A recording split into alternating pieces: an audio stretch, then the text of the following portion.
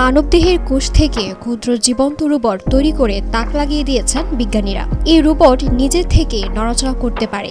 বিজ্ঞানীদের দাবি এটি একদিন মানবদেহের আহত বা ক্ষতিগ্রস্ত টিস্যু নিরাময়ে ভূমিকা রাখবে।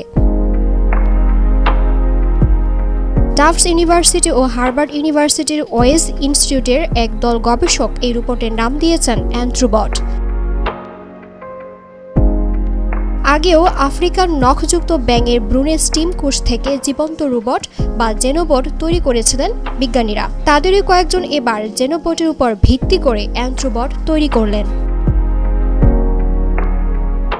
বিজ্ঞানীরা জানিয়েছেন অ্যান্থ্রোবটগুলো পূর্ণাঙ্গ জীব ছিল না, কারণ তাদের পূর্ণ জীবন চক্র ছিল না। এটি আমাদের ভাবায় যে এই ক্ষুদ্র শ্রেণী আসলে একটি রোবট, নাকি একটি প্রাণী, নাকি যন্ত্র।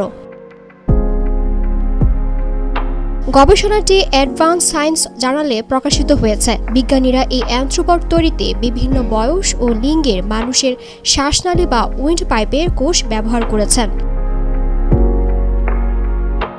পরীক্ষা নিরীক্ষা চালানোর কয়েকদিন পর অর্গানয়েডগুলো নিজে থেকে নড়াচড়া করতে শুরু করে।